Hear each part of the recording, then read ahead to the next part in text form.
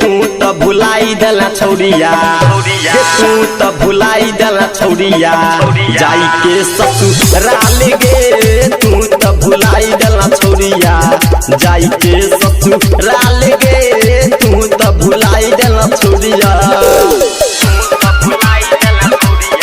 अखन हासा सुन रहल छी निर्भापुर से अन्नू रिकॉर्डिंग स्टूडियो के शानदार प्रस्तुति।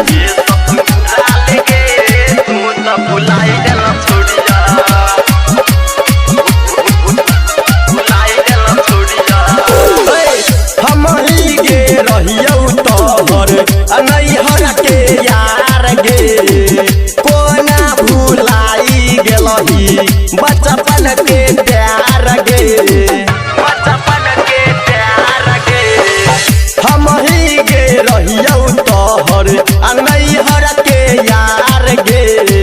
कोना भुलाई गेलही बचपन के प्यार गे सुन सुन गे छौरी पतर की सुन गे छौरी सबर की दिल जे जखम गे कोना तू भुलाई देला छौरिया के कोना के भुलाई देला छौरिया जाई के ससुराल गे कोना तू भुलाई देला छौरिया जाई के ससुराल गे कोना तू भुलाई देला छौरिया। अखन हासा सुन रहल छी निर्भापुर से अन्नू रिकॉर्डिंग स्टूडियो के शानदार प्रस्तुति।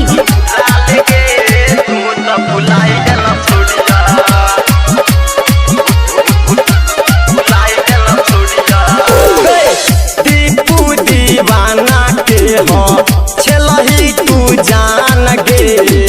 भगे लौ शादी हमारा बन लेला आन गे छौरी सुन दीपू दीवाना के हाँ छलही तू जान गे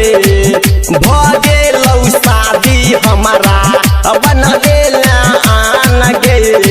सुन सुन गे छौरी पतर की सुन गे छौरी सबर की दिल जे जखम गे कोना तू भुलाई देला छौरिया के कोना के भुलाई देला छौरिया जाई के ससुराल गे कोना तू भुलाई देला छौरिया जाई